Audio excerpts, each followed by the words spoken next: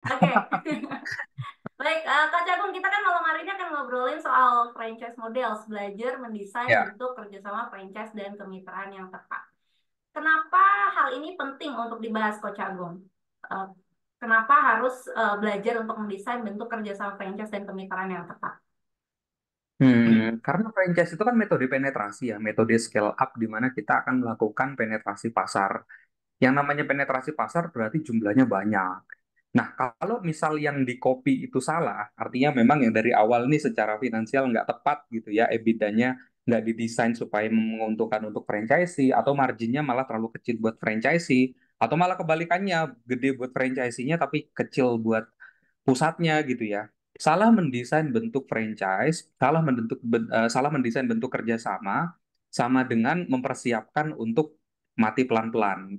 Karena yang namanya franchise itu kan metode scale up ya, metode penetrasi. Kalau misal kita dari awal salah, ya, maka mau cabang ketiga, keempat, kelima, dan seterusnya itu pasti bakal salah.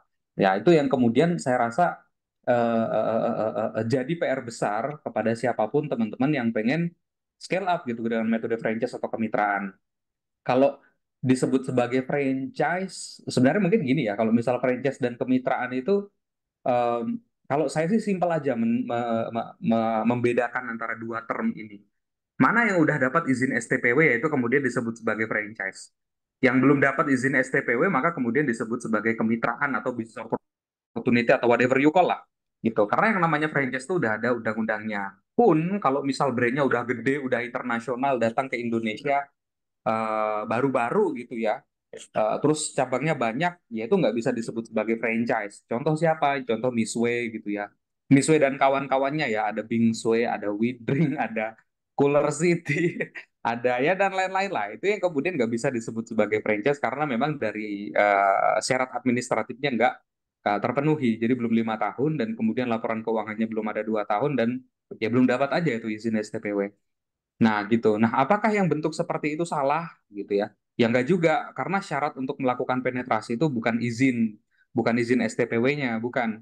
Tapi adalah bentuk finansial modelnya. Jadi yang namanya franchise itu ya balik ke apa namanya? Balik ke basic bisnisnya. Kalau bisnisnya memang bagus dari awal, mau di scale up sampai 100, mau 1000 cabang ya bagus-bagus aja.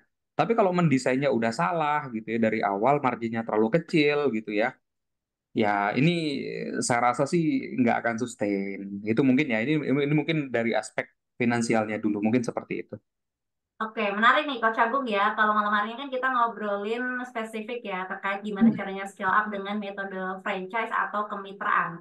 Dan seperti yang kita semua pengusaha tahu juga ya, ada berbagai macam metode scale up, nggak cuma franchise, tapi bisa juga dengan suntik modal dari investor, bisa juga dengan IPO, bisa juga dengan um, hutang gitu kan. Nah, kira-kira apa sih indikatornya nih Coach Agung kalau bisnis kita, terutama bisnis kuliner kita, itu cocok untuk di scale up dengan metode franchise atau kemitraan?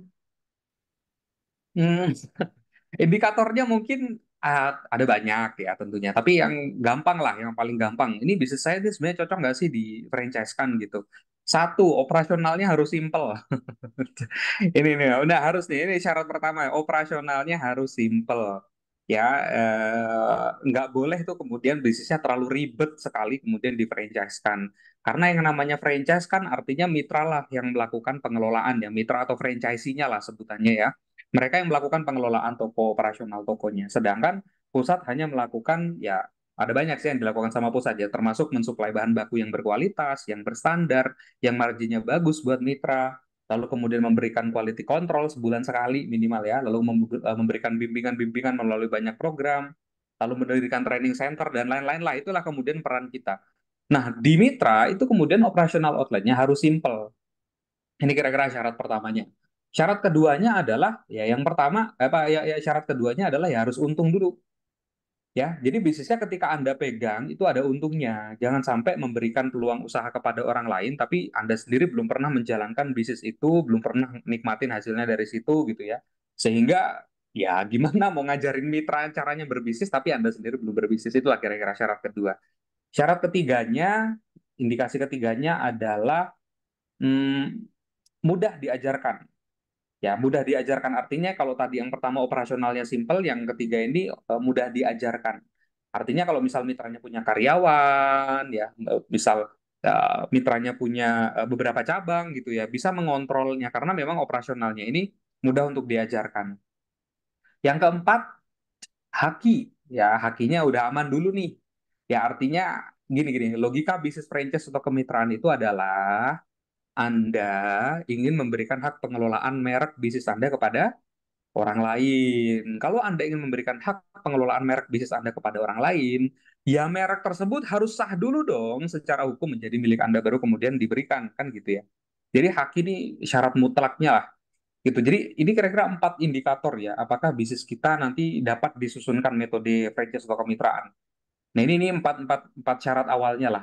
Kalau syarat-syarat yang lain ada 9 lagi, ya, yaitu syarat-syarat preparationnya. Dan ini biasanya dibahas dalam workshop saya, dan alhamdulillah alumni tadi banyak ya. Saya lupa alumni franchise blueprint itu udah ada berapa banyak, tapi insya Allah sampai sekarang masih keep in touch untuk lanjutin sesi konsultasi dan lain-lain.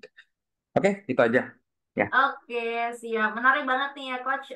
Langsung aja deh kita masuk ya ke materi. Tapi sambil saya juga mau mengingatkan buat teman-teman pengusaha kuliner semua, nggak usah malu bertanya. Di sesi ospek malam hari ini, teman-teman bebas bertanya sebanyak-banyaknya ya. Atau mau komentarin, atau mau cuman ngelucu gitu ya, itu nggak apa-apa, boleh banget.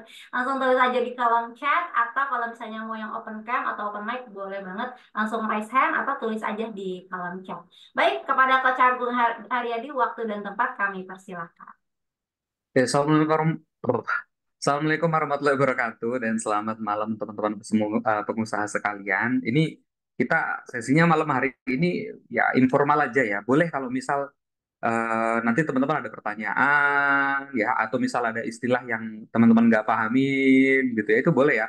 Karena ya saya pengennya kita lebih ke sesi diskusi aja untuk malam hari ini karena ya ini sharing-sharing ringan aja. Oke, topik pada malam hari ini adalah kita ngomongin tentang model franchise atau franchise model. Kalau dari sisi pengelolaan itu dibagi secara dua aja. Yang namanya franchise itu sebenarnya yang ini. Ya, yang namanya franchise itu yang ini, yaitu mitranya aktif, mitranya yang mengelola toko. Artinya mitranya beli lisensi brand Anda, beli equipmentnya sekalian, beli SOP-nya sekalian, untuk kemudian dioperasikan sendiri. Itu franchise. Kalau yang mengelola Anda, mitra hanya titip modal, itu adalah skema yang ini atau model yang ini. Gitu ya, namanya mitra pasif. Kalau yang ini mitra aktif atau skema franchise. Yang namanya franchise itu yang ini. Gitu ya. Nah, kemudian, nah, siapa aja sih yang masuk ke kategori mitra aktif? Siapa aja yang masuk ke kategori mitra pasif? Kalau mitra aktif itu Miss W, ya, Baker Old, ini salah satunya yang kemudian saya jabat sekarang. Alhamdulillah udah ada 180 cabang dan udah berdiri dari tahun 2015. Jadi 8 tahun, udah jalan, ya mau jalan 9 tahun lah. Jadi sustain ya bisa dibayangkan dengan rate, apa namanya, rate mitranya itu dari 180 itu, yang nggak aktif cuma 9. Dan itu nggak aktifnya pun karena susah dihubungin aja ya untuk permanen tapi nggak bisa dihubungin artinya nggak bisa dibantu lah ya kira-kira seperti itu. Nah yang namanya mitra aktif tuh yang ini mitra aktif atau skema skema franchise tuh yang ini artinya kita gamenya ada di logistik ya. Anda nanti kalau main di sini ya main di sini tuh gimana maksudnya main di sini artinya main di bahan baku, main di supply ya. Tugas Anda dua, silahkan dicatat. Tugas Anda dua. Kalau Anda mainnya di sini satu, menekan kos. Ini yang pertama. Menekan kos serendah-rendahnya, menekan kos bahan baku. Supaya apa? Supaya mitra ketergantungan. Ini nih kata kuncinya. Supaya nanti kalaupun mitra tahu resepnya, kalaupun mitra bisa bikin sendiri, nggak akan lebih murah gitu. Karena nanti Anda akan mainnya di sini nih. Kayak Baker Old. Baker Old itu produksinya sekarang udah sekitar 2,5 ton adonan per hari. Ya, itu yang kemudian kita produksi kepada teman-teman mitra dan harganya bisa murah sekali. Gitu. Kenapa? Karena kita lock harga sama supplier. Kita lock harga dengan supplier gula, supplier tepung, supplier mentega, dan lain-lain lah. Ya kita lock selama berapa tahun, lalu kemudian kita sepakati permintaannya berapa ton sebulan. Nah itu cara kita untuk menekan cost sehingga margin mitra nanti bagus, gitu. Gitu ya. Ini kemudian ya. Kalau saya rasa Misway juga sama aja. Meskipun saya bukan bagian dari Misway, atau bukan bagian dari brand-brand kemitraan yang es krim-es krim itu, tapi saya bisa menebak arahnya pasti ke sana. Ya logistiknya dari sini nih, ini mainnya di sini. Ini tugas pertama Anda, menekan kos. Tugas kedua Anda adalah, silakan dicatat, tugas kedua Anda adalah menstandarisasi seluruh bahan baku yang nanti akan dikirimkan kepada mitra. Dah, dua ini tugas utama Anda di apa namanya dari sisi logistik. Jadi yang pertama tadi adalah kita turunin kosnya serendah-rendahnya. Yang kedua adalah kita standarisasikan. Jadi kalau misal Anda punya 100 toko, punya 500 toko gitu ya, itu semua bahannya tuh udah murah, udahlah murah, apa namanya standar. Jadi semua outlet nanti rasanya sama gitu, supply-nya ya. Gitu. Nah ini kira-kira gamenya nanti akan ada di sini teman-teman. Ya, ini gamenya Misway, gamenya Baker Old ini ada di sini. Nah, sedangkan gamenya Haus atau gamenya ini ada klien saya namanya Kedai Sambal Dadak. Ini masuknya ke sini nih, pengelolaan toko gitu ya. Artinya mitranya menitipkan dana atau investornya menitipkan dana per toko per outlet gitu ya. Lalu kemudian dikelola sama mitranya masing-masing, dikelola sama apa namanya pusat gitu ya, artinya mitra pasif gitu ya, lalu kemudian serving kepada konsumen. Gitu ya, jadi gamenya seperti itu. Jadi mulai dari logistik itu kan dari awal kita ambil bahan baku, lalu kemudian masuk ke warehouse kita atau production center kita, lalu kemudian kita supply ke semua outlet-outlet yang kita punya. Dari situ kemudian kita serving kepada customer dari brand kita gitu. Jadi inilah yang kemudian kita harus planning dengan baik ya. Dan pilih gamenya dari sekarang. Saya sih nggak merekomendasikan kepada teman-teman untuk mainin dua-duanya, kecuali ekspansinya lokal ya. Kalau pengen gede, pengen banyak cabangnya, pengen cepat pertumbuhannya, pilih gamenya mau di mana. Game di outlet aja kah? Atau game di logistik aja? Nah kalau franchise itu biasanya di sini nih gamenya. Artinya gamenya di bahan baku ya. Gamenya disuplai bahan bakunya. Nah, kenapa gamenya di bahan baku? Karena memang keuntungan terbesarnya itu akan muncul dari bahan baku. Ya, kita ngambil margin mungkin 40%, ya 45% gitu dari bahan baku yang kita jual kepada mitra. Ya, ya, tapi nggak apa-apa, nggak masalah karena kita nanti bakal jadi pabrik ya. Jadi kos karyawan kita tuh mungkin nggak akan lebih dari 9% gitu. Paling bagus tuh kalau kos karyawan itu karyawan pabrik kalau kita main di sini ya, ini mungkin boleh dicatat. Employee cost rate-nya itu dia harus di bawah 7%. Di luar gaji direktur atau di luar gaji apa namanya ownernya gitu ya. Jadi kos karyawan di level operasional atau di pabrik itu harus di bawah 7%. Beda cerita kalau misal ini outlet. Kalau outlet kan wah bisa di bawah 18% aja ini udah lumayan banget kan gitu. Nah, itu kira-kira gamenya teman-teman ya masuk ke kategori ini. Nah, pertanyaannya kemudian Anda yang mana? Apakah Anda mainnya di sini, mitra aktif ya, atau Anda mainnya di sini? Ya, ini persiapannya cukup banyak. Jangan sampai salah pilih model. Saya nggak merekomendasikan dua-duanya ya. Jadi saya nggak merekomendasikan Anda buka franchise, ya Anda buka kemitraan, Anda mitra aktif ya, artinya Anda supply bahan, tapi Anda juga punya outlet banyak. Wah itu nggak, ya karena organisasinya nanti cara mainnya akan sangat berbeda, gitu ya. Halo, aman?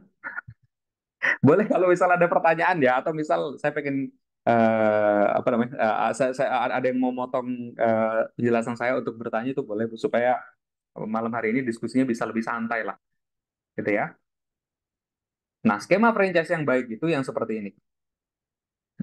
Yang namanya skema franchise atau kemitraan yang baik itu adalah ya good margin for mitra, yang pertama, yang kedua good margin for franchisornya dari jualan bahan baku ya. Lalu kemudian yang ketiga adalah scalable dan simple.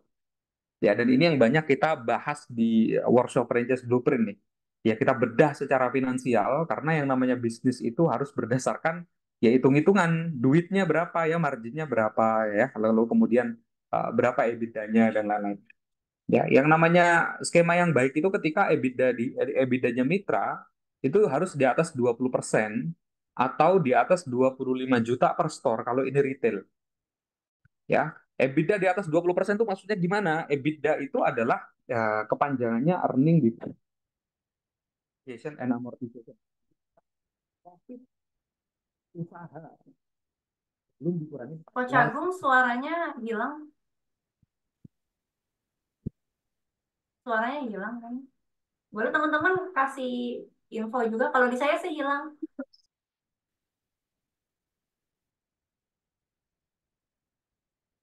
Kalau di teman-teman suaranya hilang nggak? Coba Coach Agung boleh.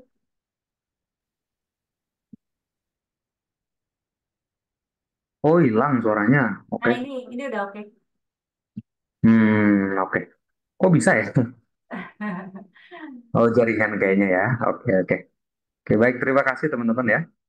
Ada Pak Iwan, ada Pak Bayu, ada Bu Ika, ada Pak Didit, Pak Iwan lagi, Pak Iwan lagi, Pak Bayu lagi. Saya kira punya saya karena di sini sedang hujan. Waduh. Ya.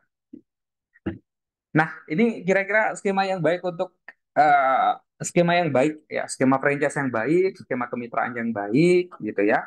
Ya, yang pertama EBITDA buat mitranya itu harus di atas 20%. Ya, lalu kemudian skema juragan brand. Skema juragan brand itu maksudnya adalah kalau bisa ya teman-teman, terutama untuk teman-teman yang mungkin outletnya kecil-kecil gitu ya skalanya. Artinya mungkin omsetnya di kisaran 60 juta ke bawah ya, 30 sampai 60 juta per bulan gitu ya.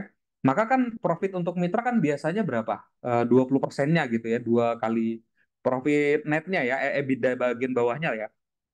Berarti kan sekitar 6 juta sampai dua kali 6 ya, 6 jutaan lah kira-kira angkanya segitu. Nah, buat mitra itu kadang-kadang kekecilan. Lalu gimana solusinya supaya mitra bisa full time di bisnis kita? Kadang-kadang tuh ya, kalau misal kita bikin paket kemitraan, tapi ternyata mitranya itu ngerasa, aduh, untungnya kekecilan. Nah, Pak, Bu, hati-hati nih, pasti bakal ditinggalin bisnis Anda, ya. Karena yang namanya bisnis sampingan, terus makin lama tuh banget makin ditinggal.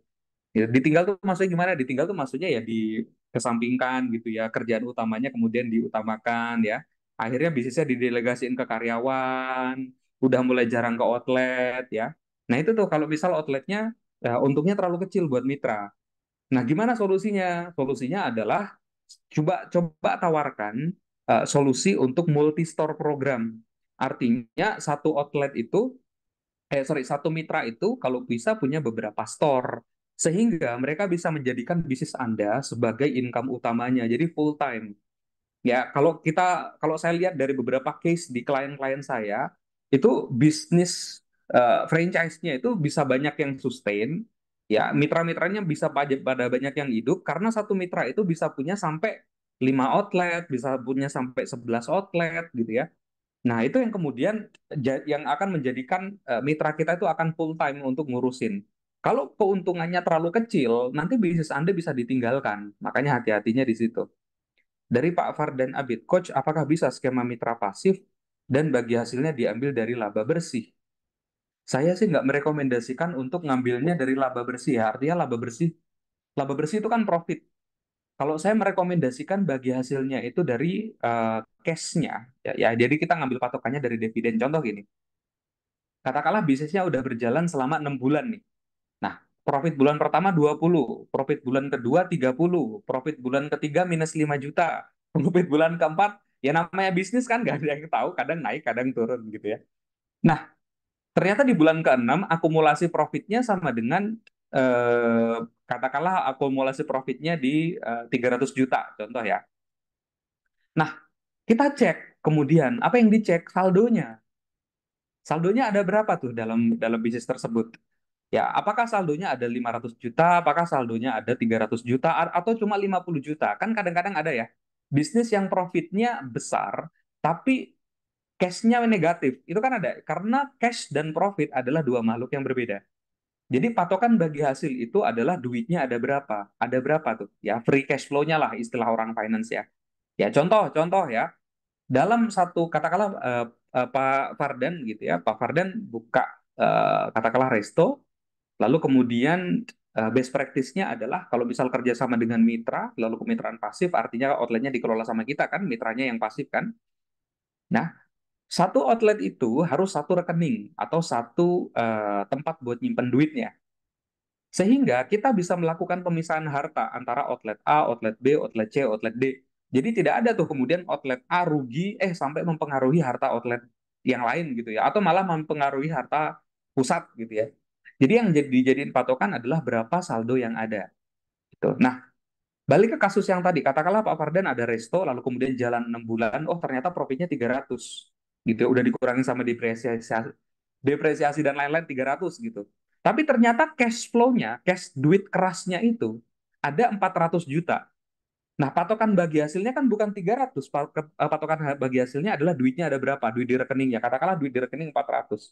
Apakah 400 akan langsung dibagikan? Enggak. Berarti kan kita harus hitung dulu, berapa sih dana operasional yang harus mengendap, gitu ya. Berapa sih dana biaya sewa yang harus kita cicil selama 6 bulan berjalan tadi, gitu ya.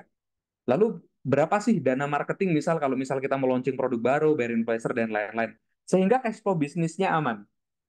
Sisanya baru kemudian kita putuskan mau dibagi hasilkah atau mau ekspansi. Contoh, dari 400 juta ini 200 juta untuk kas dana mengendap, 100 juta buat dana apa, misal buat ekspansi, ya katakanlah apalah, bayar Raffi Ahmad atau apa gitu ya, bikin campaign. Berarti kan ada dana sisa sebesar 100 juta. Nah, 100 juta ini yang kemudian kita anggap sebagai dividen yang kemudian dibagi hasilkan kepada investor. Saya tidak pernah merekomendasikan untuk bagi hasil itu tiap bulan. Jangan ya, bagi hasil itu nanti kalau duitnya ada dan kalau memang mau bagi hasil, ya. Kalau kata mentor saya tuh, kalau bisa 3 tahun pertama gak usah ada bagi hasil. 3 tahun pertama itu kita pakai untuk scale bisnisnya. Ini kalau misal induknya ya. Tapi kalau misal ini outlet nggak apa-apa lah gitu ya. Mungkin per 6 bulan baru bagi hasil, baru dibagi duitnya gitu ya dari cash flow-nya. Itu boleh boleh normalnya seperti itu.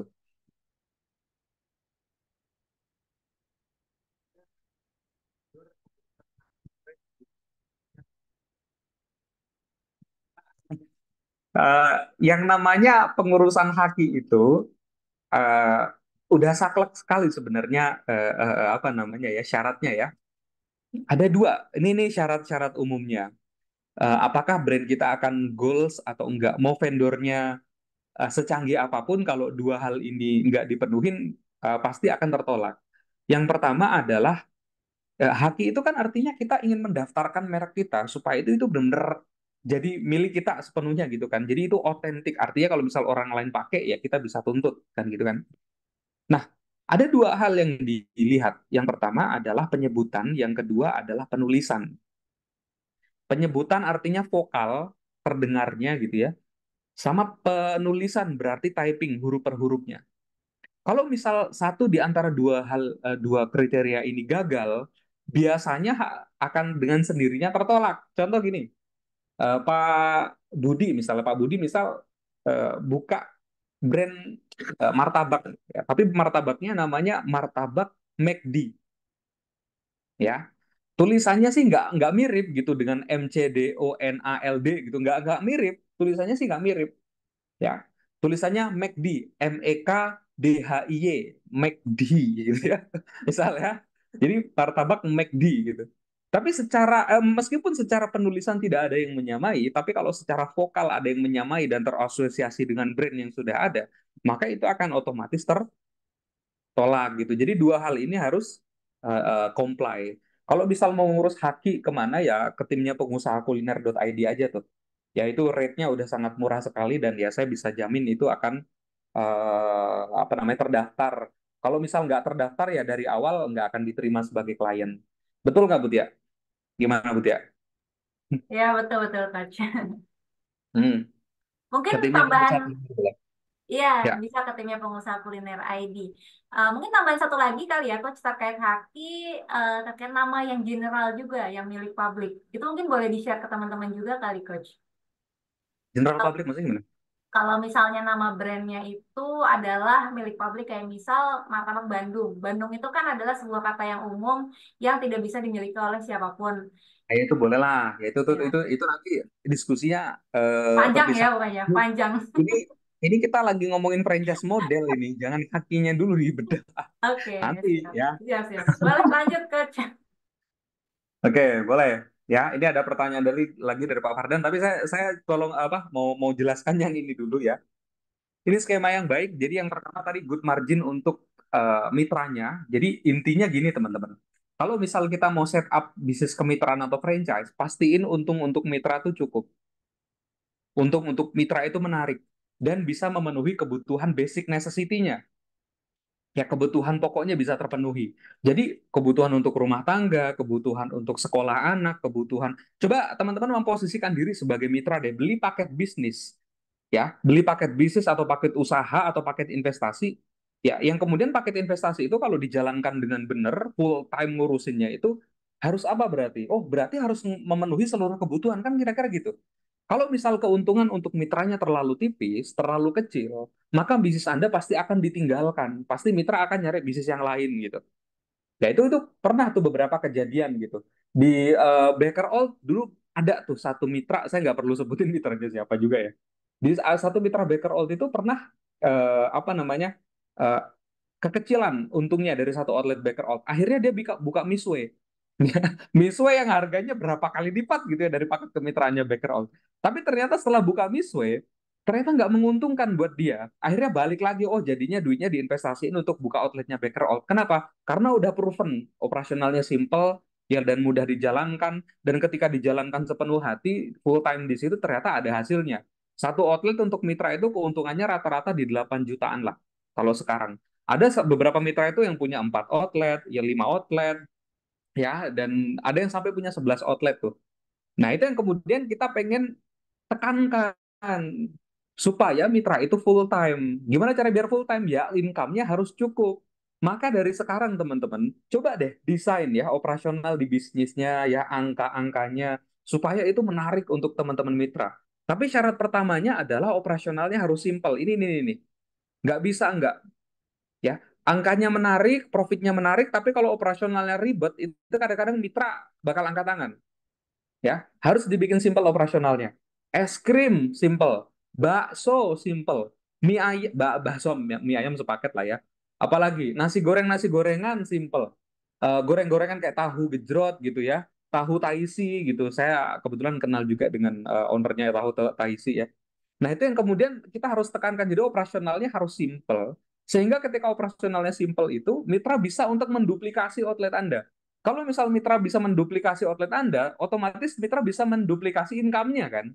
Jadi mitra bisa punya beberapa toko dari outlet Anda sehingga mitra bisa full time.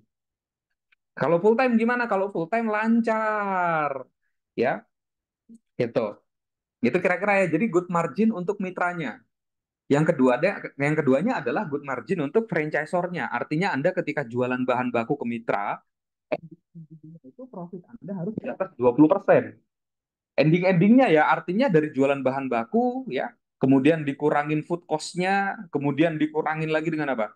Dengan employee cost-nya, sewa lokasi, listrik, air, dan segala macam. EBITDA Anda, profitnya paling bawah itu harus di atas 20%. Nah, ini gimana caranya? Ya caranya Anda main quantity. Nggak apa-apa, Anda mungkin marginnya cuma 30%, cuma 40% gitu ya dari jualan bahan baku. Tapi karena kuantitinya tinggi, banyak, sehingga operasional pabriknya nanti bisa sangat efisien. Gitu ya.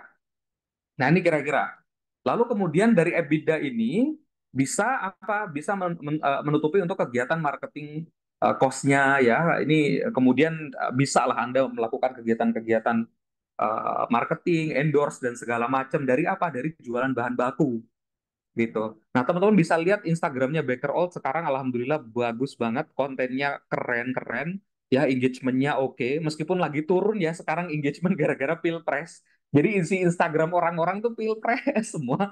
Tapi nggak apa-apa lah, itulah bagian dari dinamika bisnis. Tapi intinya kan kita harus berinvestasi di marketing supaya brand kita tetap selalu relevan terus, gitu ya. Lalu support-support seperti quality control, training team, mentoring untuk mitra. Ini cukup ya bisa dilakukan dari apa? Dari margin yang 20% ini. Gitu ya. Lalu syarat ketiga adalah scalable, minimum store-nya harus ada, ya Anda harus punya berapa toko supaya marginnya kekejar. Gitu. Wah, ini udah banyak banget yang nanya ya. Sebentar, saya jawab satu-satu kalau gitu. Yang pertama dari Pak Fardan dulu. Terima kasih Coach, izin bertanya lagi. Jika mitra memilih aktif, maka pendampingan dari pusat sampai kapan? Apakah sampai grand opening? Oh enggak, Pak. Pendampingan sampai pusat itu selama lama-lamanya ya, yang namanya membangun mitra aktif ya, membangun bisnis franchise, itu mitranya akan terus kita bimbing. Ya, cara terbaik untuk melakukan bimbingan kepada mitra adalah melibatkan mitra lain yang lebih jago di operasional untuk kemudian bersinergi. Saya kasih contoh kasus. Jadi eh, ketika di awal outlet-outletnya Misway misalnya, outlet-outletnya Misway ketika di launching, itu dari pusat itu pendampingannya sampai di opening aja, sama minjemin heboh-heboh itu ya dari pusat itu yang kayak badutnya dan segala macam itu dari awal. Tapi setelah itu biasanya ya kalau misal franchise yang tepat manajemennya bagus pasti ada QC, quality control. Ya kita datengin outletnya mitra dan sifatnya per bulan. Ini wajib. Berarti ini kan sebuah pendampingan juga, nah ini lalu kemudian dari hasil QC ini kita kirimkan kepada mitra, kita kirimkan juga kepada pusat untuk dimasukin ke database. Skornya berapa nih mitra nih dari beberapa aspek, entah itu kebersihan, pelayanan, kualitas produk, ya, kecepatan serving dan lain-lain dan lain-lain. Apakah karyawannya pakai seragam? Apakah jarinya kukunya panjang si karyawannya mitra ini? Supaya apa? Supaya jadi bahan evaluasi untuk mitranya juga. Ya berapa sih skornya? Nah ini kemudian kan kita harus bantu. Kadang-kadang mitra itu kecolongan. Kadang-kadang mitra itu lupa bahwa standarnya harusnya seperti apa. Nah ini yang dimaksud dengan pendampingan. Nggak harus setiap hari. Tapi quality control ini wajib kita lakukan sebulan sekali. Kalau misal Anda punya 200 outlet, 200-200-nya harus didatengin sebulan sekali. Berarti kan nanti tim QC Anda makin lama makin banyak ya. Ya, alhamdulillah kalau sekarang ada bocoran sedikit lah. Kalau misal Baker Out dengan 180 cabang, itu tim QC-nya cuma ada 2 orang. Satu orang yang melakukan kunjungan tiap hari ya, untuk melakukan penilaian satu outlet itu 5 sampai 8 lah per hari untuk dicek. Satunya lagi yang kunjungan tapi juga sambil ngerapiin database. Sehingga kita punya database nih, oh mana outlet yang bagus, mana outlet yang jelek, ya mana outlet yang sepi. Nah itu kita punya semua database-nya. Nah pertanyaannya kemudian gimana caranya kita manfaatin database ini? Kok ada mitra yang penjualannya bagus banget, tapi di satu sisi ada juga mitra yang penjualannya jelek banget. Padahal bisnisnya sama, produknya sama. Kok bisa? Jawabannya adalah ya kita harus buka sesinya seperti ini nih, namanya coaching klinik atau mentoring untuk mitra. Ya, mentoring untuk mitra itu maksudnya gimana? Mentoring untuk mitra itu maksudnya adalah ya Anda fasilitasi Zoom atau Google Meet gitu ya, tiap kapan gitu ya, 2 minggu sekali ya, atau misal seminggu sekali, untuk kemudian Anda undang nih teman-teman mitra yang berhasil, yang levelnya level-level mentor gitu ya, ya, ya kemudian untuk dijadi narasumber di bisnis Anda. Ya itu yang kemudian kita bangun tuh. Ya, kalau misal kita bisa solid ya, bisa bersinergi sama teman-teman mitra yang lain, ya bayangin itu seberapa besar nanti dampaknya.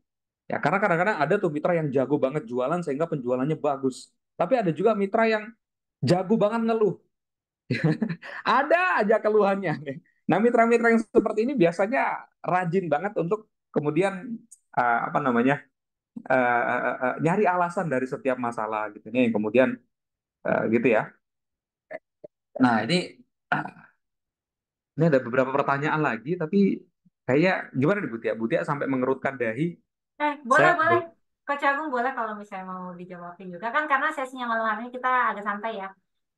oh ya ya ya. Oke, dari Bu Ika, selanjutnya dari Bu Ika Krisnawati. Coach, saya masih baru tentang franchise. Langkah awal jika usaha mau di-franchise-kan bagaimana tahap-tahapnya? Apa bedanya usaha franchise dengan mitra usaha? Saya nggak tahu mitra usaha tuh maksudnya apa, karena yang namanya kemitraan itu banyak bentuknya ya. Reseller itu juga kemitraan kalau menurut saya. Ya, franchise itu artinya outletnya masih di outlet masih ada pengelolaan, ya. Kayak toko es krim gitu ya, Bu ya. Tahapannya gimana? Tahapannya adalah kita perbaiki finansialnya dulu. Angka-angkanya bagus dulu. Nah, setelah angkanya bagus tuh gimana? Angkanya bagus tuh ketika profitnya di atas 20%. Profit EBITDA-nya bagian bawah. Ya, kalau misal ini saya jelaskan di sini mungkin agak sulit ya. Kalau misal ketemu langsung, ngobrol langsung, nah itu di workshop saya akan bimbing secara langsung tuh, dan itu bisa lebih mudah gitu ya. Tahapannya kira-kira kalau kita ngikutin blueprint, kalau kita ngikutin blueprintnya, Nah, ini kira-kira kalau tadi ada yang nanya eh, tahapannya seperti apa? Tahapannya seperti ini. Ya ini mungkin kelihatannya ribet, tapi ini simpel sekali. Yang namanya franchise atau kemitraan itu dengan buka-buka banyak cabang, maka tahapan-tahapannya kira-kira seperti ini. Pertama, product market fit dulu di bagian fase bawah ini. Jadi ini yang kita siapkan. Tadi yang 4 syarat utama yang saya sebutkan kepada teman-teman. Jadi bisnisnya harus bisa diduplikasi, harus simple operasionalnya, lalu harus mudah ditrainingkan kepada orang lain, lalu harus proven, proven artinya udah menghasilkan keuntungan di level Anda. Lalu kemudian hakinya harus terdaftar. Nah, kalau misal 4 ini udah oke, ya, baru kemudian kita siapkan EOP-nya, ya. SOP-nya termasuk di sini, ya, bentuk pelayanan di sini, seragam karyawan di sini, ya, bentuk-bentuk pelayanan dan manual book-nya lah. Ya, simpelnya kita sebutnya manual book-nya. Ya, EOP itu manual book-nya. Ya, jadi gimana caranya outlet itu dioperasikan dari buka sampai tutup toko. Lalu kemudian kita siapin finansial modelnya, hitung-hitungannya, mapping strategi, legal, sales support, logistik, timeline, MUM, sama franchise organization. Ini nggak bisa kita bahas sekarang. Ini biasanya 2 hari. Dan selama 2 hari ini kemudian kita bedah satu, satu, satu, satu gitu ya. Nah, ini kemudian kalau misal udah ready semuanya, ya selama workshop itu saya akan kasih contoh. Enaknya kalau franchise blueprint, workshop sama saya itu, saya akan ngasih senjatanya. Ya mungkin untuk teman-teman yang nggak paham senjata tuh apa maksudnya, senjata tuh maksudnya dokumen contohnya. Ya contoh, gimana caranya nyiapin supaya EBITDA kita di atas 25%? Itu ada template-nya. Contoh kedua, gimana caranya nyusun kontrak SPKU atau surat perjanjian kerjasama dengan mitra? Ya, kalau mungkin di mentor-mentor lain, di workshop lain dikasih tahu tuh, oh bahwa SPKU tuh harus gini, gini, gini. Oh bahwa kontrak franchise tuh harus gini, gini. Tapi nggak dikasih contohnya. Sehingga itu tumpul, sulit untuk dipelajari. Nah, untuk di franchise blueprint itu workshopnya sekalian, sekalian ada teorinya, sekalian ada studi kasusnya, sekalian. Nah, ini nih contohnya. Silakan. Mau di copy paste boleh, mau diubah boleh, silakan. Nah, itu yang kemudian apa namanya? Kita pelajari semuanya di workshop franchise blueprint, di workshop ya selama 2 hari full gitu. Nah, ini kira-kira Ibu ya. Jadi mohon maaf saya kalau ngejawab pertanyaannya secara lengkap, mungkin lebih enak apa namanya di workshop. Karena pada malam hari ini kita akan lebih menitik beratkan pembahasannya tentang franchise modelnya dulu ya. Jadi kemitraan aktif dan kemitraan pasif. 2 model ini yang kemudian kita akan bedah pada malam hari ini. Oke, dari Bu Apsari Tri A. Oke, kita balik lagi ke sini.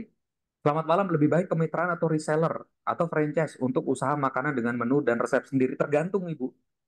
Makanannya apa? Coba lebih spesifik ya. Contoh Maici ya. Maici yang atau Zanana gitu ya, yang punyanya Mas Gazan. Itu kan lebih cocok reseller ya atau retail gitu ya karena memang produknya bisa tahan lama ya di suhu ruang dan kemudian nggak membutuhkan outlet.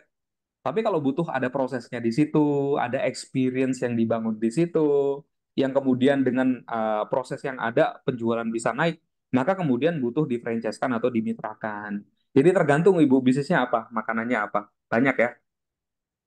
Dari Pak Muhammad Febrianto, Coach, bagaimana jika mitra menginginkan skema bisnis KSO? KSO yang mana dulu? Yang namanya kerjasama operasi itu banyak sekali modelnya. Ya, mungkin saran terbaik saya adalah untuk Pak Febrianto perhatikan aspek angkanya. Jangan sampai apa ya? Jangan sampai kita kerjasama, ekspansinya berhasil, cabangnya di mana-mana, tapi ternyata keuntungan untuk pusat itu sangat tipis sekali, sehingga tidak bisa memberikan support-support kepada mitranya nanti gitu ya. Ini mungkin harus didetailkan. Kalau saran saya yang namanya kerjasama bisnis itu go, silahkan, monggo aja. Saya sendiri mengaplikasikan yang namanya skema master franchise. Artinya di Jawa Timur sana ada perpanjangan dari outletnya Baker Old yang memegang, saya lupa berapa cabang ya, 14 cabang kalau nggak salah, untuk menguasai area Jawa Timur. Ya, yang di Jawa Tengah juga ada beberapa cabang dan itu yang namanya skema master franchise-nya lah. Kira-kira seperti itu. Nah, bentuknya gimana kerjasamanya? Hmm, cara nyusun kerjasama master franchise itu adalah kita ingin simpelnya gini, yang namanya kerjasama master franchise itu adalah kita ingin menunjuk satu pihak di mana pembukaan outlet itu harus selalu melalui pihak itu. Ya, kalau kita ambil contohnya agak gede sedikit ya, misal McDonald, McD ya. McD itu kan ketika di Indonesia, hak lisensinya itu si master franchise-nya itu kan grupnya Rexo. Nggak bisa kemudian orang seperti saya misalnya, meskipun saya punya kompetensi, meskipun katakanlah saya punya modal, saya nggak boleh buka outlet McD. Kenapa? Karena yang megang lisensi McD itu adalah grupnya Rexo di Indonesia. Mereka adalah master franchise-nya. Meskipun saya punya modalnya, ya saya nggak boleh meskipun ngomong langsung ke McD di Amerika sana bahwa saya pengen buka McD, saya nggak bisa.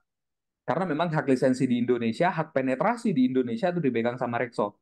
Sama, master franchise kalau bentuknya adalah lokal, ya maka kemudian kita tunjuk. Ya, insya Allah di Samarinda nanti kita akan buka nih, ya Baker All di Samarinda. Nah, master franchise-nya nanti udah akan ditunjuk di sana. Nah, gimana caranya biar bisa terrealisasi? Harus ada jumlah minimum cabang yang dibuka supaya marginnya masuk akal nanti, supaya nggak berat di ongkir. Nah, kira-kira seperti itu. Jadi, tapi harus perhatikan dulu ya Pak ya angka-angkanya gitu supaya masuk akal. Jangan sampai keuntungan untuk mitra itu terlalu tipis nanti atau keuntungan kita terlalu tipis dan bebannya terlalu banyak di logistik misalnya. Jadi harus diperhatikan angka-angkanya. Saya rasa yang namanya kerjasama tuh boleh-boleh aja, monggo silakan. Kapan ada workshop offline di Kaltim? Kaltim saya tidak berencana untuk buka workshop ya karena kejauhan, mohon maaf.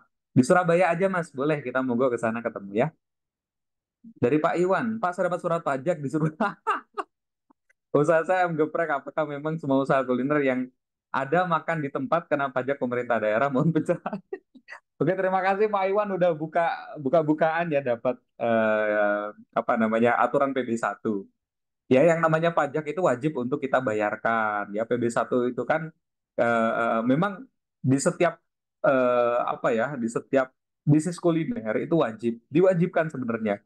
Cuma level keketatannya ini kalau berdasarkan pengalaman saya, level keketatan dari aturan PB1 itu tiap daerah beda-beda. Contoh, di Jakarta itu sulit sekali mangkir dari yang namanya PB1 atau pajak 10%. Tapi kalau dibukanya di Karawang, itu gampang, Pak.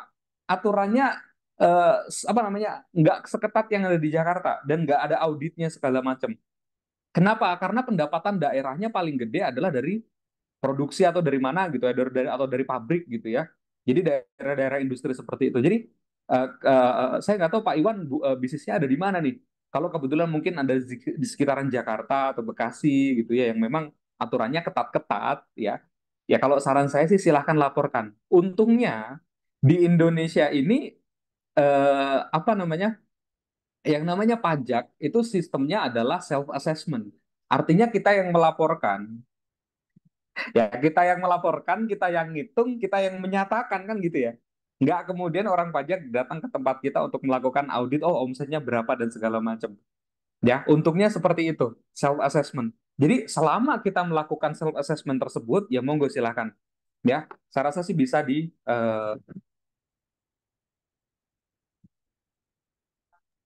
saya mau nyebut teman saya tapi nggak jadi. Ya, saya mau nyebut teman saya ada yang membayar pajak itu sebenarnya nggak 10% juga, nggak 100% dari 10% itu.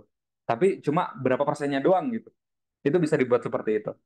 Ya, silakan konsultasikan dengan orang pajak.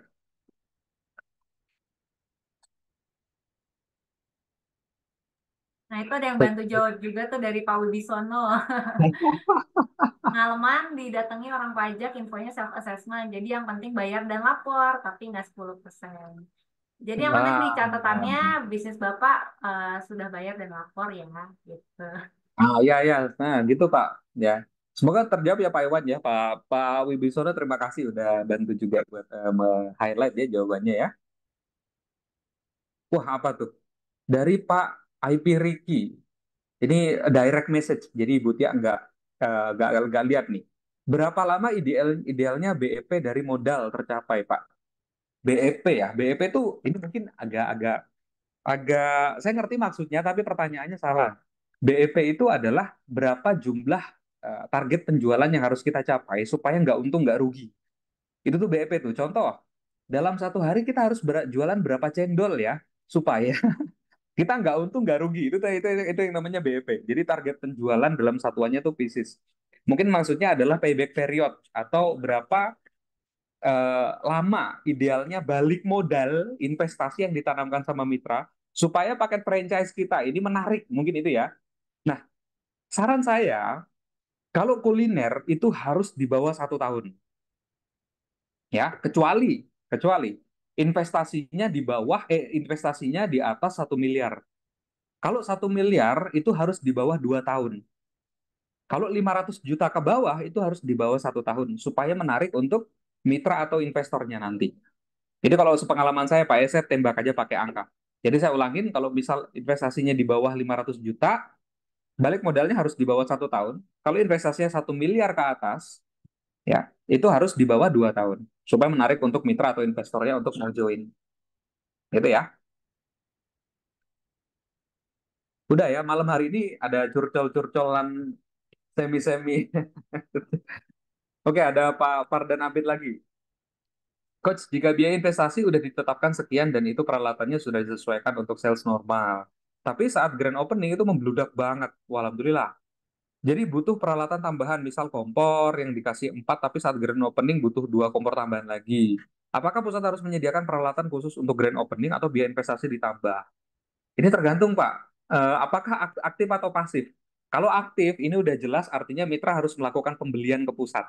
Ya, jadi dihitung sebagai salesnya pusat. Jadi kita jualan equipment juga. Ya, Baker All juga seperti itu kok. Jadi kalau misal mitranya nambah oven baru, itu kemudian kita jual oven tambahannya. Kalau aktif itu dihitung sebagai pengeluaran. Jadi mitra harus nambah lagi. Tapi kalau misal ini pasif, artinya outletnya dikelola sama kita sendiri, lalu kita harus membeli equipment dengan dana dari outlet tersebut, maka itu harus diinput sebagai pengeluaran atau pengeluaran expense-nya. Jadi ngambil dari profit outletnya atau ngambil dari cash outletnya, kemudian dibelikan equipment, ya, kemudian itu dijadiin faktor pengurang cash flow-nya. Ya, nanti pada akhir bulan berapa cash flow-nya sisanya itu yang kemudian kan akan dibagikan hasil ya dalam bentuk dividennya kan kira-kira gitu. Jadi tergantung ini aktif atau pasif. Kalau aktif udah jelas ini beli, ya kita jual lagi. Tapi kalau misal ini pasif, ya berarti ngambilnya dari harta outlet tersebut. Nanti pada akhir masa perjanjian, misal kalau pasif, ya berarti alatnya bakal dilikuidasi dan bakal di buyback sama pusat. Nah ini chapter yang mungkin saya nggak bisa jelaskan di sini karena terlalu panjang. Ya, gitu kira-kira semoga cukup menjawab ya Pak ya. Dari kebab goreng. Mas, alhamdulillah outlet kebab saya udah ada 12. Wah, alhamdulillah. 8 punya pusat, 4 punya mitra. Tapi sampai sekarang hati brand saya belum ada karena sudah ada yang sama dengan brand saya. Saya takut ganti nama pelanggan jadi menghilang. Gimana ya Bang solusinya? BTW WS di Medan apa? Waduh, workshop di Medan ya. Oke, ini jawaban saya gampang Pak. Kalau mau gede, haki amanin. Nah, kalau nggak mau gede nggak apa-apa. Ya, kalau kita pengen gede, pengen sustain nanti ke depannya, mereknya pengen punya apa namanya, pengen punya ciri khas sendiri gitu ya, itu harus diamankan dulu hakinya. Ya, kalau cita-citanya ingin punya 100 outlet lagi, 200 outlet lagi, kemudian membangun bisnis yang sustain sehingga 100 outlet ini bisa awet terus gitu ya, brand harus diamanin. Ini syarat pertama. Yang namanya membangun bisnis franchise, yang kita gedein Pak, sebenarnya itu adalah IP-nya. IP-nya tuh artinya intellectual property-nya. Kalau misal intellectual property ini bukan milik kita, ya berarti intellectual property-nya milik orang lain dong nantinya ya. Siapapun itulah yang nanti akan mendaftarkan. Saran saya, lakukan rebranding. Ya, yang namanya rebranding itu banyaklah bentuk-bentuknya ya rebranding ya. Mungkin yang bisa saya sebutkan, misal eh Hoka Hoka Bento. Sekarang kan namanya bukan Hoka Hoka Bento ya, tahun 19 Cup, 80 Cup atau tahun 2000 juga masih tuh Hoka Hoka Bento. Akhirnya di branding jadi apa? Jadi Hok Band gitu ya. Tapi apakah asosiasi konsumen jadi geser? Enggak. Ya identitas dari logonya masih ada, maskotnya masih ada. Sehingga asosiasi konsumen masih terasosiasi dengan Hoka Hoka Bento meskipun namanya disingkat jadi Hok Band gitu ya. Atau misal, saya mau pengen ngambil contoh-contoh yang lain, tapi kebanyakan contohnya di luar negeri, jadi agak susah nih. Hmm. Oh, karena Bapak mungkin namanya udah kebab goceng ya. Kalau kebab goceng, 2 kata ini kan kata umum ya, kebab goceng. Nggak akan bisa dihakin. Kalau 3 kata itu bisa kebab goceng, apa misal kebab goceng gacuan. Nyari masalah. Kebab goceng apa gitu ya. Nah, contoh gini, contoh. Saya kasih contohnya gini aja deh. Langsung aja ya. Kita bisa cek haki, ini buat teman-teman sekalian, buat semuanya deh. Kita bisa cek haki seperti ini ya. Contoh, kita cari yang namanya kebab goceng. Yang namanya kebab goceng, oh ternyata udah ada ya. Yang daftarin itu, eh, nggak ada, nggak ada yang daftarin kebab goceng. Nah, kalau di Haki, kalau kata umum dan cuma dua, itu memang biasanya akan ter-reject. Jadi kata umum itu nggak boleh terdiri dari dua suku kata. Contoh gini, kebab goceng, itu nggak bisa didaftarin. Kebab goceng, apa misal, kebab goceng gadungan, misal ya, saya nggak tahu lah ini kata-kata aja. Itu bisa. Contoh, kenapa bisa? Seperti ini misal, martabak, martabak kata umum bukan? Kata umum ya, martabak. Kang, Kang kata umum bukan? Kata umum. Kalau martabak Kang doang nggak boleh. Martabak Kang Pandan.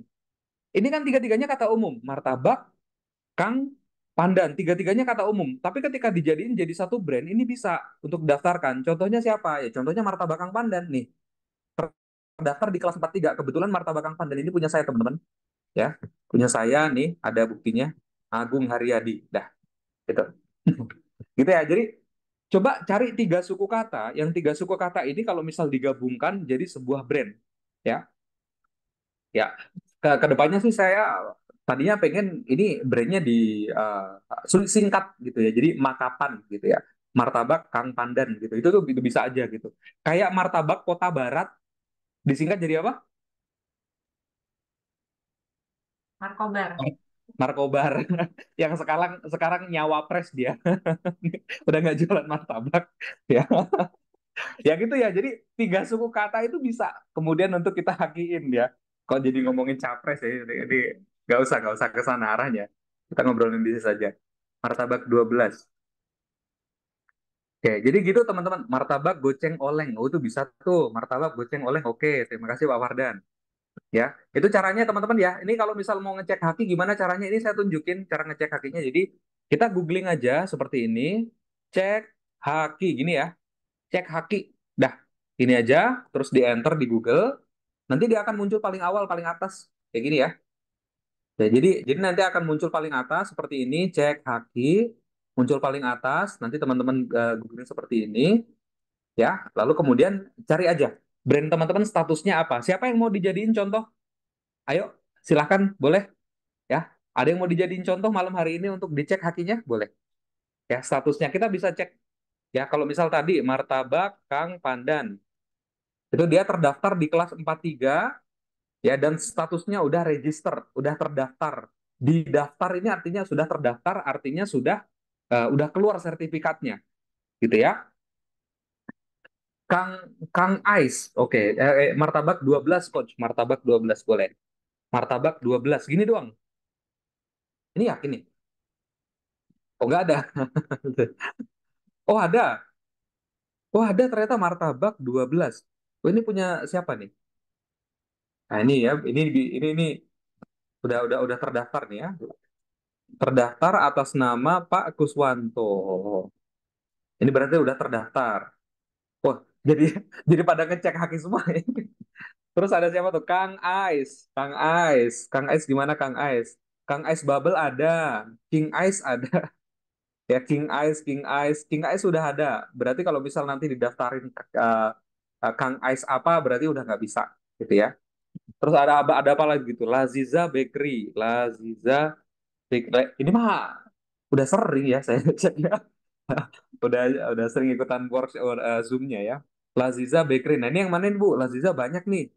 Ya, kalau misal franchise teman-teman, saya sarankan untuk daftarnya itu di kelas 43.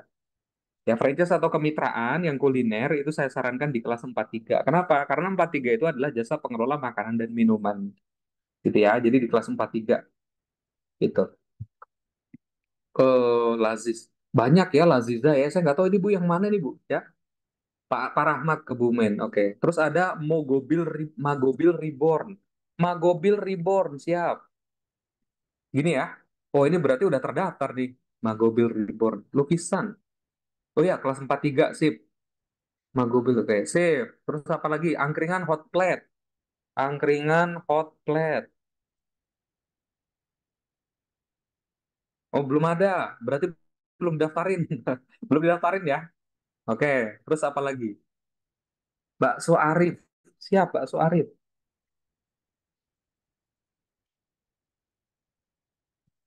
Bakso Arif belum ada, Pak. Tapi ini sih kayaknya bakal ketolak ya, Pak, kalau cuma dua suku kata dan umum gini. Sama kayak misal martabak agung, kayaknya bakal ketolak. Coba tiga suku kata ya, kayak martabak kota barat gitu ya. Itu bisa ya jadi Markobar gitu ya. Itu bisa. Dari Pak Wibisono, kalau beda kelas apa tetap bisa coach? Misal dengan nama yang sama. Beda kelas dengan nama yang sama masih bisa. Silakan aja coba kalau nggak percaya. Bisa. Misal satunya 30, satunya 43. Makanya teman-teman, nanti kalau misal teman-teman bisnisnya udah berkembang, udah bagus, udah gede, saya sarankan semua kelas didaftarin. Kenapa? Karena kalau semua kelas didaftarin, aman sentosa dunia buat Anda ya, lebih lebih tenang gitu ya. Starbucks itu contoh tuh, semua kelas hampir diambil. Jangan jauh-jauh ke Starbucks deh, Haus, brandnya Kang Gufron. Haus ya. Haus tuh hampir semua kelas daftarin tuh, lihat tuh. Ya, kelas 32 daftar, 42, 45, ya. Terus apa nih, nggak tahu nih. Ya, terus ada lagi 35, 16, banyak. Kenapa? Biar aman. Jadi nggak ada tuh nanti bengkel namanya Haus, rumah sakit, apotik namanya Haus. Ya, itu nggak ada lagi tuh. Supaya apa? Supaya aman. Dan statusnya ini udah pada didaftar semua ya. Ini kira-kira seperti itu. Oke, Itu menarik nggak banget punya nih. satu cabang apa baru? Apa? Oh ya, boleh lanjut ke Cagum. Oke. Saya cuma punya satu cabang. Apakah harus daftar haki, Pak?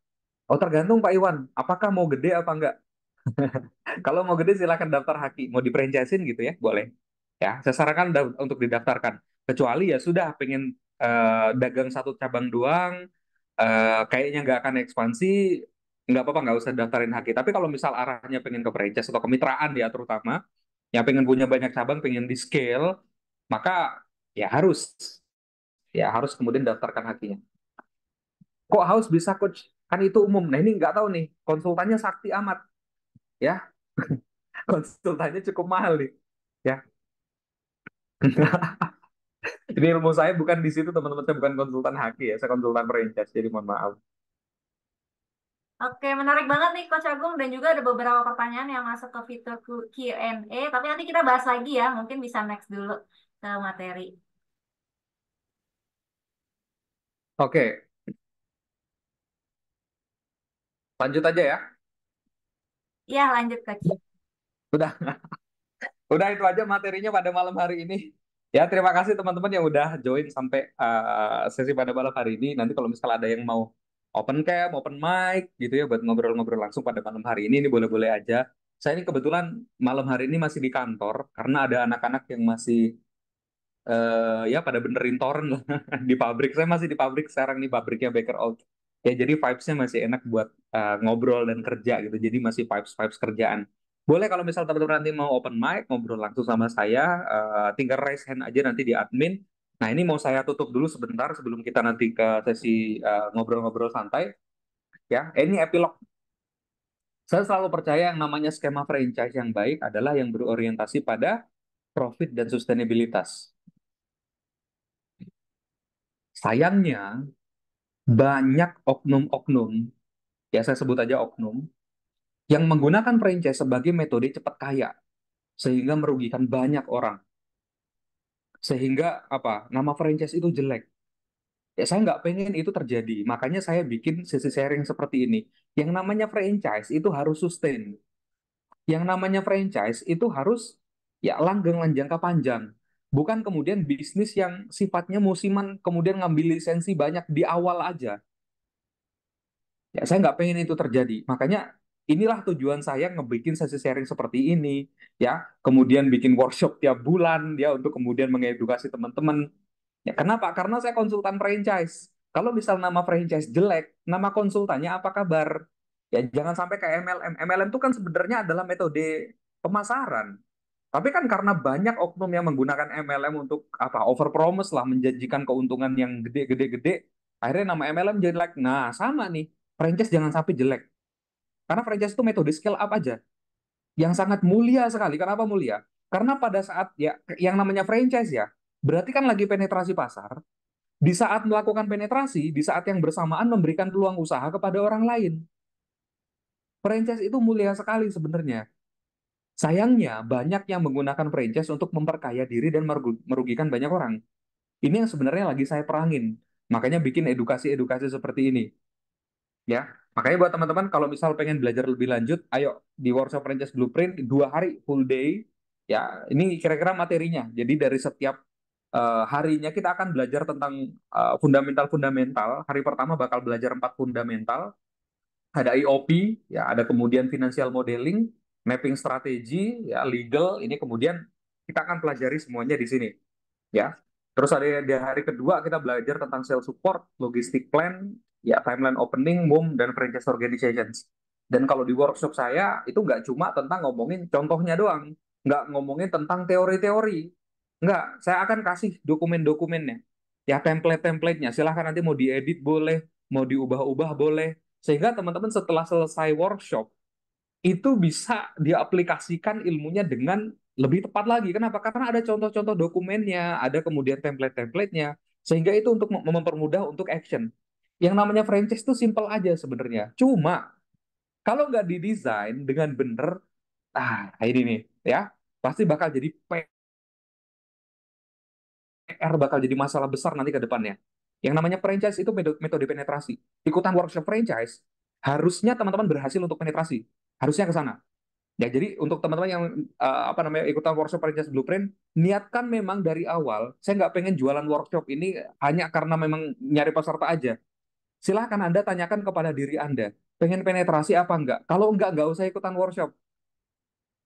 Karena memang workshop ini didesain untuk, ayo, siapa yang mau melakukan penetrasi dengan benar di saat yang bersamaan memberikan peluang usaha kepada orang lain, ayo ikutan. Sekalian, ya. Sekalian investasi waktu 2 hari, ya, kita di hotel dari jam 9 pagi sampai jam 5 sore, 2 hari itu sekalian aja. Tapi kalau memang nggak serius ikutan, nggak usah.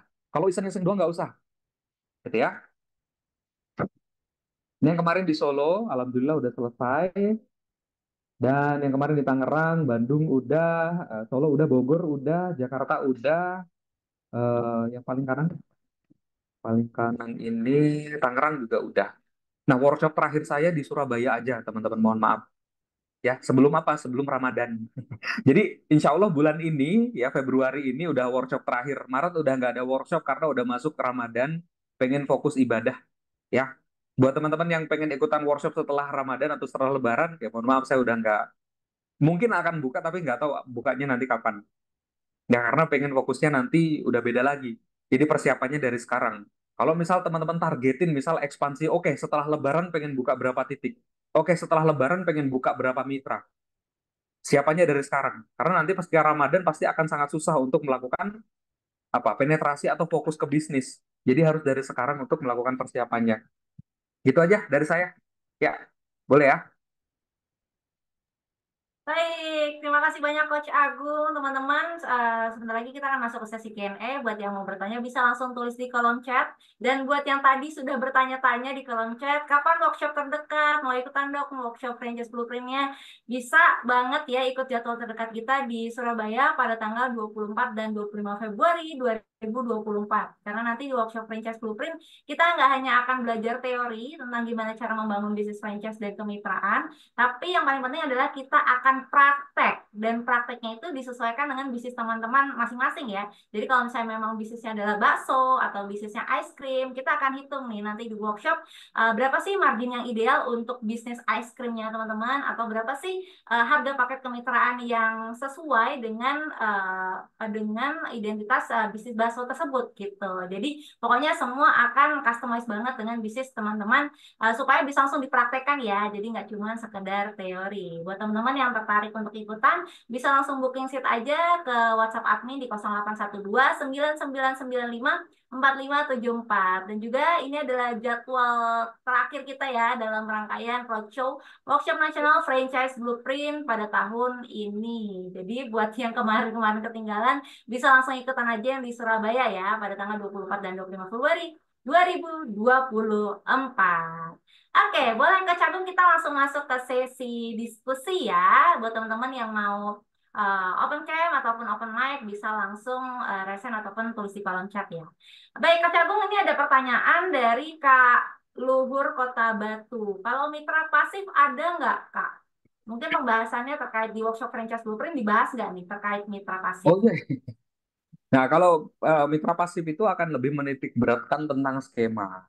Dan itu biasanya di hari kedua untuk mitra pasif. Jadi hari pertama bakal belajar apa legal iya, belajar tentang skema bagi hasil iya, tapi penitik beratan tentang kemitraan pasif itu akan ada di hari kedua.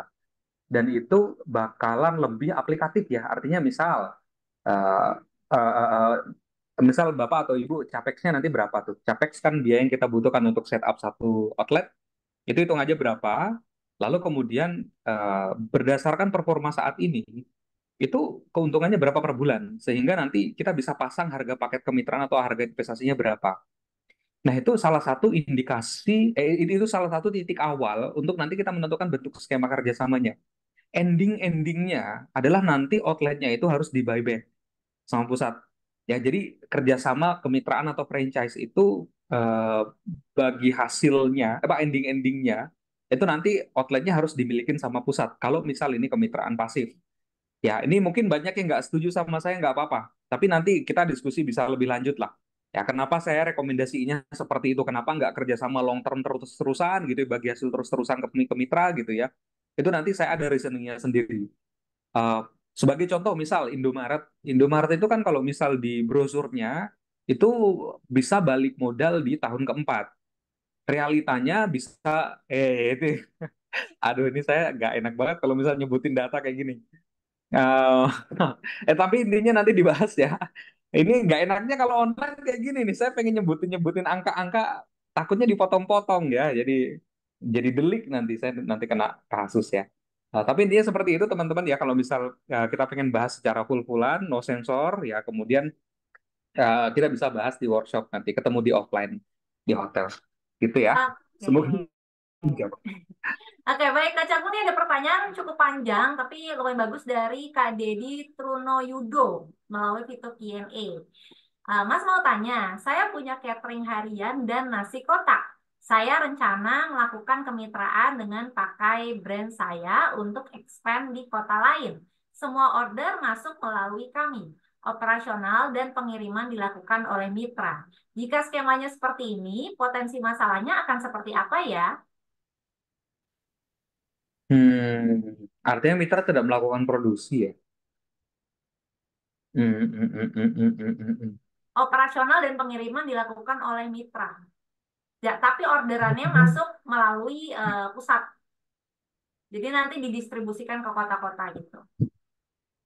Enggak. Kalau saya mungkin lebih merekomendasikan yang namanya kemitraan atau franchise itu titik Suaranya hilang lagi, Coach. cek cek satu dua Oke, tiga masuk. dah oke oke yang namanya franchise ujung tombak penjualannya itu ada di mitra. Artinya kalau misal mitranya bukan yang ngejual, mitranya lebih ke operasional aja, kita yang distribusiin penjualan, mending jangan di franchisein Pak, mending outsourcing aja. Jadi kerjasama dengan pihak ketiga, kita fokus ke penjualan nyari kliennya, baru kemudian kita ya ambil lah kemudian margin dari situ. Oh, saran saya mungkin seperti itu. Kenapa? Karena kalau misal ini di franchise kan, tapi ternyata mitranya nggak jualan, andanya yang jualan, ya saya rasa sih nggak worth it ya skemanya. Mending diambil sendiri itu penjualan. Jadi bikin entah itu bikin pabriknya atau minta outsourcing sekalian gitu gitu. Tapi itu mungkin analisa sekelibet dari saya.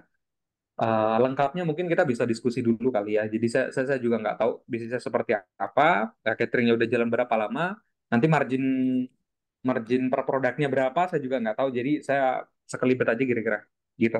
Semoga menjawab. Oke, lanjutannya saya juga pernah di-approach catering besar dari Jakarta untuk partnership dengan saya. Catering di daerah, seperti catering sehat atau catering pabrik. Seperti ngesupkan order gitu, Mas. Nah, itu gimana tanggapan dari Coach Agung kira-kira? Saat ini berarti udah berjalan ya? Kalau udah berjalan berarti itu namanya